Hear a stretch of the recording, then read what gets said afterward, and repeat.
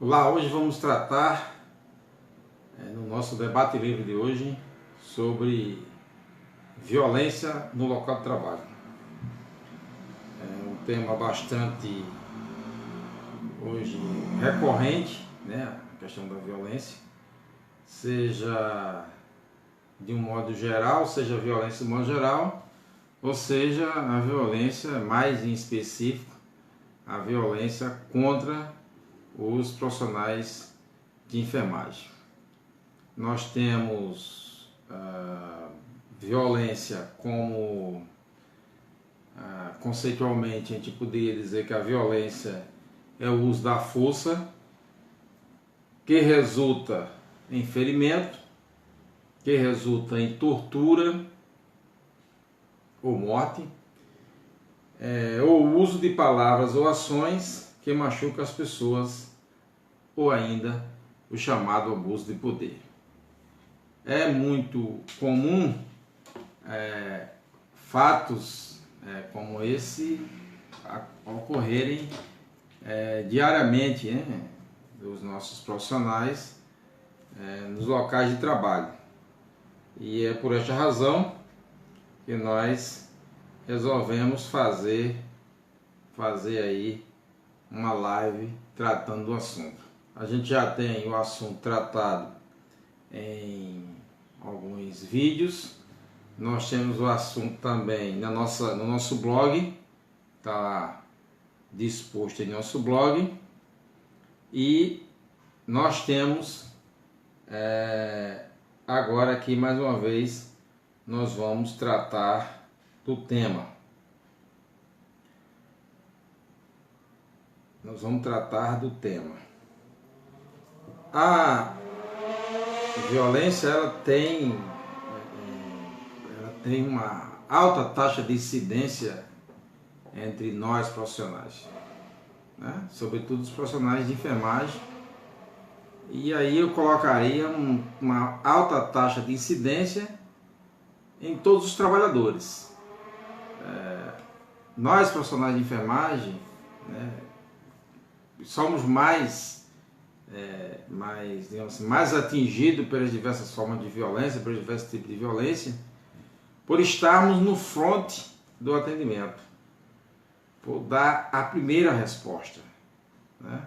Então, dentro do Sistema Único de Saúde, dentro do SUS, quando alguém chega para o atendimento, com raras exceções, a primeira pessoa com quem o profissional se depara, com quem esse paciente, esse acompanhante ou esse familiar se depara, é com um profissional de enfermagem. Daí a grande incidência, né, a grande recorrência de temas como a violência, de ser vítima dos diversos tipos de violência. A gente já viu que, se analisarmos pelo conceito, você vai ter alguns tipos de violência, né? Você vai ter a violência tipicamente no local de trabalho, você vai ter o assédio sexual, que também é uma violência no local de trabalho, e você vai ter a violência, aquela violência que em decorrência do trabalho ela ocorre nas mídias e nas redes sociais. Então, você vai ter aí uma série de tipos de violência, né? Muitas vezes a gente pensa que a violência tão somente é aquele tipo de agressão típico específica chamada violência física, mas ela pode ser violência psicológica, né? Ela assume outros tipos de violência. O Corém São Paulo, ele fez em 2017, o Corém São Paulo realizou uma pesquisa junto com o CREMESP, que é o Conselho Regional de Medicina de São Paulo. Conselho de Enfermagem e Conselho de Medicina realizaram a pesquisa e obtiveram resultados assim que eu acho que é importante a gente, inclusive, ver esses números. Na pesquisa, né, e aí a gente individualizou aqui só o percentual voltado para o profissional de enfermagem, 77% dos profissionais de enfermagem já foram agredidos em local de trabalho. Ou seja, isso é uma incidência muito alta. Então, se você pegar o contingente de profissionais, por exemplo, na Paraíba, que chega a torno de 37 mil profissionais, aplicado a esse valor de 77%, tem uma alta incidência. Quando foi se olhar quem era o agressor, 53% tinha como agressor o próprio paciente. Né? Tinha como agressor o próprio paciente. E 87,51% dos profissionais de enfermagem, mesmo diante dessas agressões, né, eles não registraram boletim de ocorrência nem na polícia, ou também não denunciaram a qualquer outro órgão público, outro órgão de governo, para a devida tomada de providência. Né? Ainda na análise do Corém de São Paulo, você vai ter, por exemplo, os principais tipos de agressão referidos naqueles 77%. Dos 77%, 49,2% eram agressões verbais. Aí a gente vai entender o seguinte: toda vez, né, a pesquisa ela dá uma diretriz, ela tem um resultado, né, a forma como você aplica a pesquisa. Mas não há nenhuma forma de violência que antes não tenha tido um atrito verbal. É muito difícil você não ter ali um atrito verbal antes de configurar essa violência. Então, 38% dessa violência era violência psicológica, né? De certa forma, o profissional se sentia agredido pelo olhar do cliente, pelo gesto praticado, né? Pela maneira como o profissional era coagido, pela fala como a maneira era coagido. Então essa é uma característica marcante da violência psicológica. E 14,2% houve um contato direto, aquela violência em que diretamente a gente chama de violência física. Houve um contato do agressor com o agredido, um contato direto, um contato físico, que é a violência, tipicamente a violência física. O Corém Rio de Janeiro, em 2015, também realizou uma pesquisa. A gente tem feito vários estudos e o COFEM tem se debruçado a fazer estudos sobre isso. E aí os conselhos regionais também terminaram fazendo seus estudos também. O Rio de Janeiro realizou um estudo e um elemento importante aparece aqui, que geralmente que não apareceu nem na pesquisa, do CREMESP e do Corém São Paulo. 76,7% dos entrevistados pelo Corém RJ, pela pesquisa do Corém RJ, fizeram referência a uma chamada violência institucional, né? Que mais na frente nós vamos tratar com mais propriedade o que seria essa violência institucional. 87% disseram ter sofrido algum tipo de violência provocada pelos acompanhantes. E 52,2% foram diretamente pelo paciente. E no caso do Rio de Janeiro, todos os entrevistados, 100% dos entrevistados, 100% da amostragem, referiram a chamada violência verbal. Ainda nessa mesma esteira, nós tivemos também uma pesquisa feita no Maranhão, pelo Corém Maranhão. E lá no Corém Maranhão, você tem 95% dos entrevistados referiram a chamada violência verbal. 27% fizeram referência ao assédio moral. 60% disseram que essas violências eram provocadas pelos pacientes. E 51% o Corém Maranhão, ele teve uma outra conotação, ele investigou quais os locais que eram mais propensos à violência, e aí o setor de urgência e emergência, pela pesquisa do Corém Maranhão, é o setor mais, digamos assim, onde os profissionais são mais atacados. 51% foram no setor de urgência e os outros 49% nos demais setores do hospital. Então a gente nota aí, por esses dados, que você tem uma incidência muito alta de casos de violência quando você vai fazer uma pesquisa quantitativa. E aí a gente precisa entender o seguinte: existem tipos de violência, existem vários tipos de violência, né? A gente geralmente escuta na televisão falar da violência doméstica, que é mais comum aquela na televisão, violência contra a criança, etc. Existem vários tipos de violência. E aqui nós agrupamos ela em 3 grupos principais. As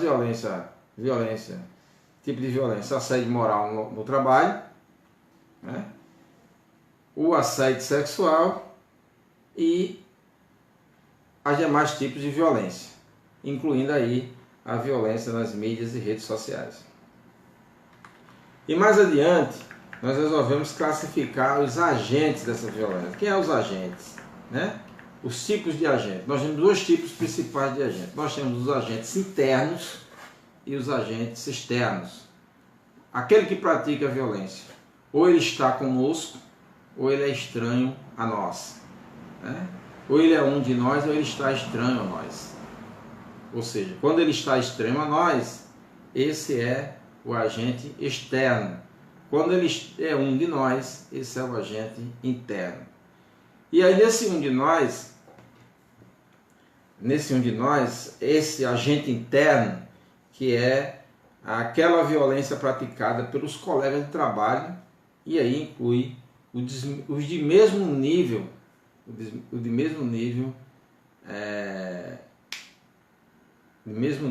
na instituição. Mas também essa violência pode ser praticada por coordenadores, pode ser praticada pelos chefes, pode ser praticada pelos gestores, pode ser praticada pelo RT, enfim, você vai ter ali uma série de pessoas internos, elementos internos da própria instituição, que são, de certa forma, os responsáveis por essas agressões, né? E você vai ter um agente externo.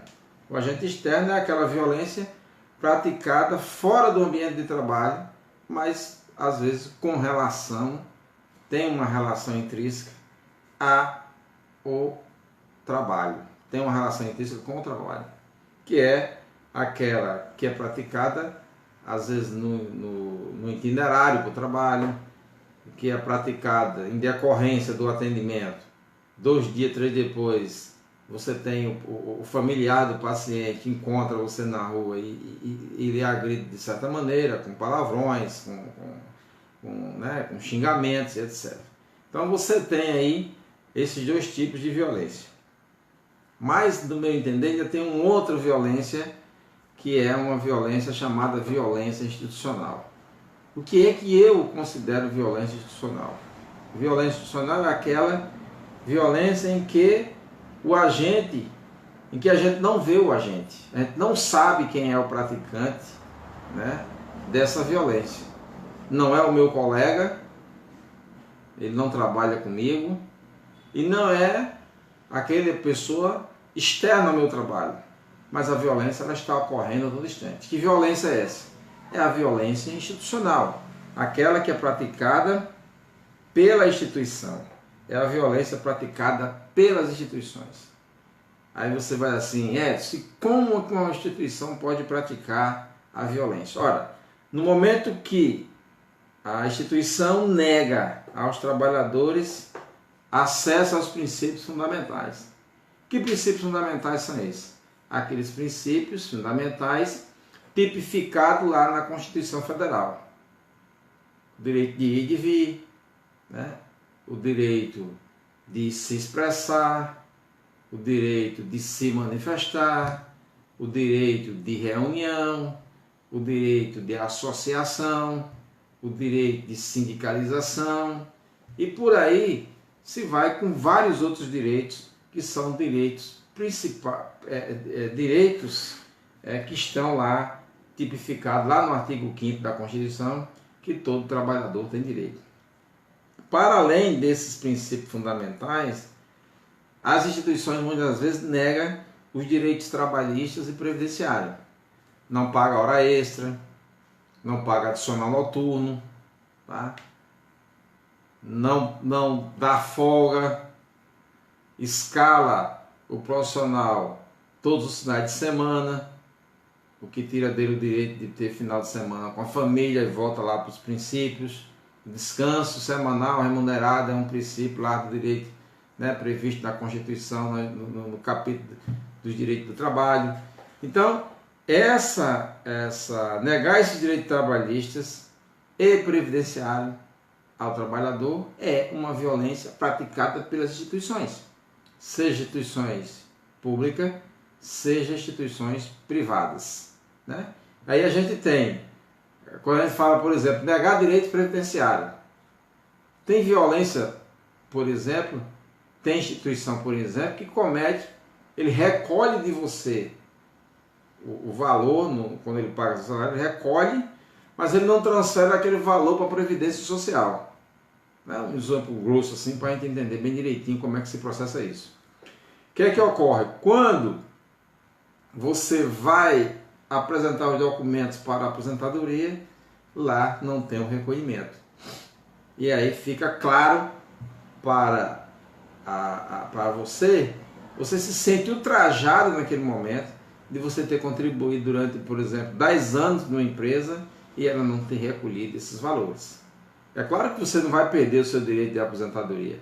É claro que você vai ingressar com algo. É claro que você vai ter um custo a mais para ter seus direitos estabelecidos, porque você vai ter que ingressar com um advogado, vai ter que provar que trabalhou e etc.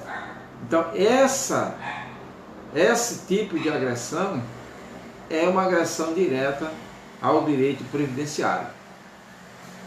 Uma outra situação é negar condições adequadas de trabalho.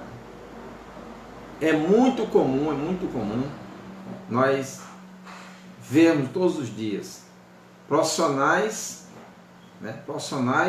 de enfermagem dormindo embaixo do balcão. Isso é uma agressão que a instituição faz. Quando a instituição não coloca à disposição do profissional um repouso adequado. Profissionais de enfermagem que ficam comendo pelos corredores porque não tem cozinha, porque não tem refeitório para fazer sua alimentação. Isso é uma agressão ao trabalhador, né? Água, para que o profissional possa tomar água. Um local adequado, conforme a norma regulamentadora, a cada 60 metros, um local, um ponto de água. Isso é uma agressão ao trabalhador, tá? Então isso são condições de trabalho, né? Condições de trabalho. Por exemplo, trabalhar em um local com pouca luminosidade. Você imagina você trabalhar em um local com pouca luminosidade, um local onde a luz não tem estabilidade, né? Onde você tem que fazer diversos procedimentos durante a noite, mas aquele ambiente de trabalho não te ajuda. Isso provoca fadiga, provoca estresse, etc. De certa forma, né, estressa você. Isso é a violência institucional. Um outro tipo que aí eu considero diverso, gravoso, é negar cuidado ao profissional, né? Nós profissionais temos demandas diversas dentro das instituições e muitas das vezes você precisa de cuidado, você precisa de um socorro, você precisa da solidariedade que você não tem da empresa. A empresa não presta nenhuma solidariedade. Ontem eu recebi um e-mail de uma colega do Rio Grande do Sul. Uma colega que a paciente negou-se a receber o atendimento, receber os cuidados dessa colega, porque essa colega tinha cor escura, porque essa colega era negra. Ela é chamada pelos seus enfermeiros, uma colega técnica foi chamada pelos enfermeiros para saber o que é que houve, e ela conta a história. Nenhuma providência foi tomada. 10 dias depois, a colega é demitida sem nenhuma explicação. Né? Por quê? Olha, porque qual o crime que ela cometeu? Qual o erro que ela cometeu? O erro de ter sido negra? Não considero isso um erro. Repudio essas atitudes, e é justamente isso, a falta de solidariedade dos gestores, a falta de solidariedade dos enfermeiros, a falta de solidariedade dos RTs, que em vez de tomar uma posição solidária à colega que foi agredida na sua, né, com o preconceito à lei, do contrário, silenciaram e terminou a colega perdendo o seu vínculo laboral. Isso não tem agressão, não tem violência institucional maior do que essa. Além de ser uma violência institucional, é uma violência provocada também pelo agente interno. Que agente interno é esse? O coordenador do serviço, o RT do serviço, o colega enfermeiro do serviço, o gestor do hospital em que ela trabalhava, neste caso específico, o gestor do hospital em que ela trabalhava, porque todos eles silenciaram diante de uma agressão provocada pelo paciente, que agride a profissional por razão da sua cor. Além do mais, eles vão mais além. Além da agressão provocada pelo paciente, eles também provocaram uma outra agressão, que foi contribuir com a violência institucional, no qual essa colega termina sendo demitida do seu vínculo laboral. Então, essa é uma das atitudes que nós repulsamos. E aí a gente se pergunta por que a violência ocorre. Olha, eu que sou um agente cuidador, eu que estou para prestar o cuidado, a pessoa me procura para prestar esse cuidado, e por que eu sou agredido? Por que eu sou vítima dessa violência? O que é que ocorre? O que é que ocorre de fato para que eu seja vítima dessa violência? Nós entendemos que há elementos que são importantes de ser analisados para configurar essa violência. Que elementos são esses? Elementos do quais nós não temos controle sobre ele. São elementos que estão além do nosso controle. São elementos, por exemplo, como as condições de trabalho. As condições de trabalho. Nós sabemos que existem ambientes de atendimento, que existem ambientes sem condições de atendimento. No entanto, nós profissionais, de certa forma, somos obrigados pela empresa a continuar exercendo atividade naquele lugar. Nós somos obrigados pelo órgão público a continuar exercendo atividade naquele lugar onde o atendimento passa a ser precário. E aí falta, por exemplo, de medicamento.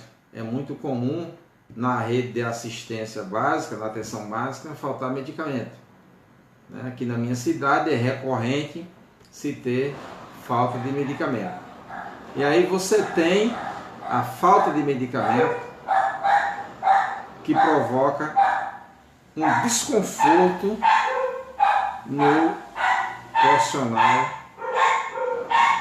e um desconforto nos usuários. Então, diante desse desconforto, gera um conflito e o profissional termina sendo agredido. Porque, na verdade, ele termina encarando essa situação de ser o representante da instituição.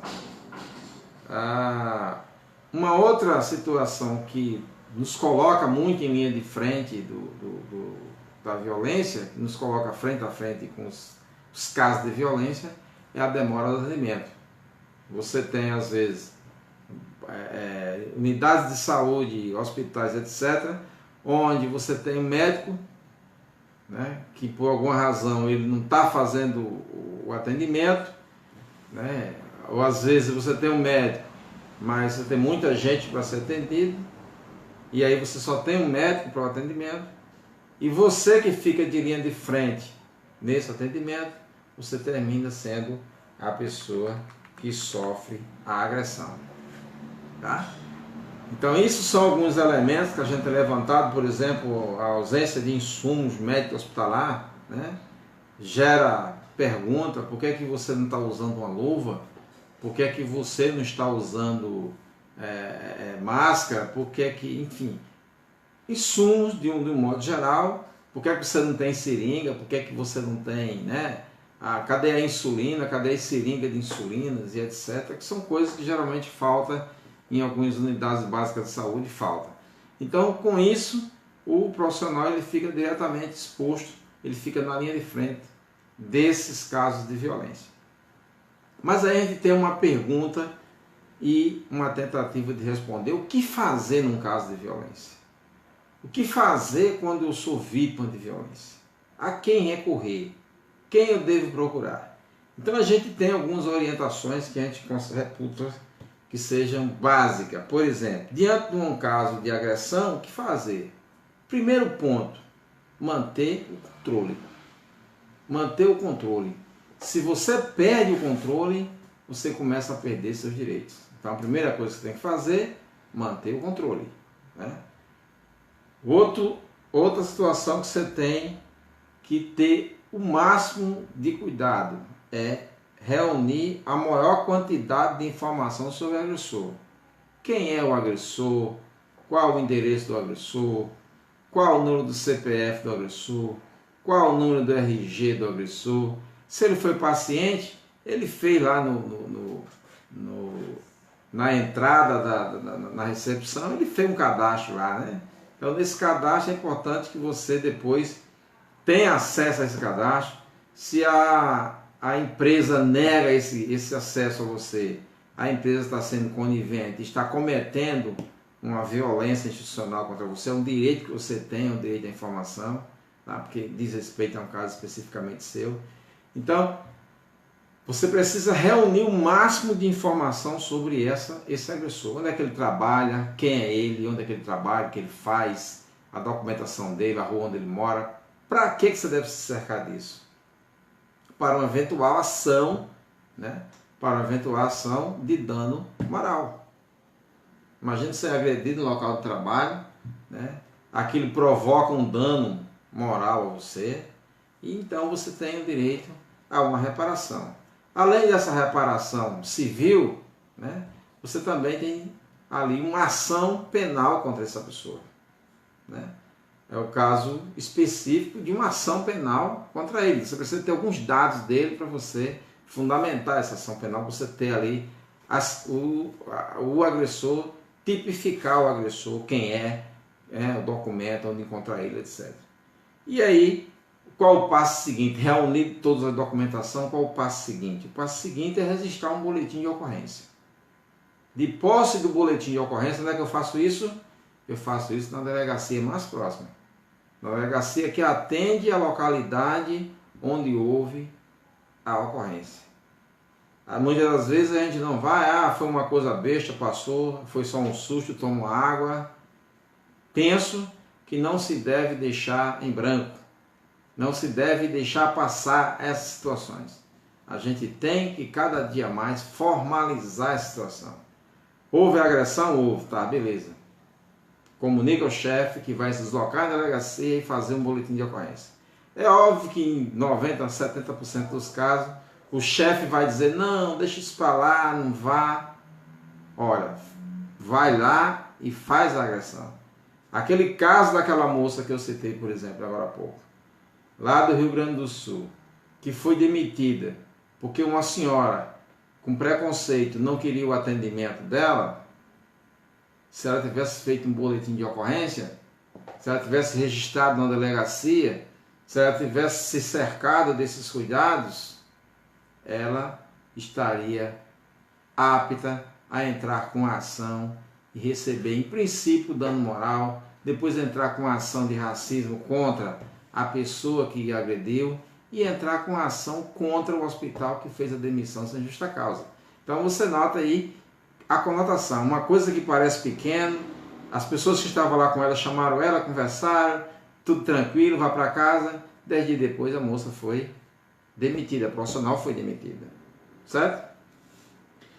Outra coisa, feito o boletim de ocorrência na delegacia mais próxima, na delegacia da área, que a gente vai fazer? Registrar no livro de ocorrência e informar as autoridades. E aí existe uma sequência de autoridades. É importante que você informe ao enfermeiro plantonista, além do registro no livro, informar ele, olha, eu isso aqui. Você faz uma correspondência ao seu coordenador, à sua RT, faz a correspondência, mesmo a correspondência que você mandou para o coordenador e para a RT, você também destina ao diretor da unidade, ao gestor da unidade, e finalmente, de posse de todas as notificações, você pega tudo isso e envia para o teu conselho de enfermagem. Notifica o teu conselho de enfermagem. Ele pode até não fazer nada. Mas na hora que você precisar, você vai dizer, eu registrei aqui, eu informei. Vai lá, protocolo lá no setor de protocolo, dá entrada na documentação. Tá certo? Então, isso é os procedimentos básicos que nós temos que fazer. E aí se cercar de cuidados diante da possibilidade de agressão, sentir que vai haver agressão, sai da cena, coloca outra pessoa na cena, chama o teu coordenador para fazer esse atendimento. Nós, técnicos auxiliares de enfermagem, trabalhamos na linha de frente, mas nós trabalhamos sob a responsabilidade de um enfermeiro. Então, sentiu que vai dar problema, chama o enfermeiro para resolver o problema. O problema não vai resolver problema que não é da tua competência, tá? Agora, se a agressão de fato tiver ocorrido, aí você procura diretamente fazer esses procedimentos que nós colocamos aí, ok? Então, essa é a nossa live de hoje. Deixo a todos que nos assistiram e contribuíram aqui um abraço. Em breve nós estaremos voltando com mais um debate livre, com mais um tema escolhido. Um abraço a todos.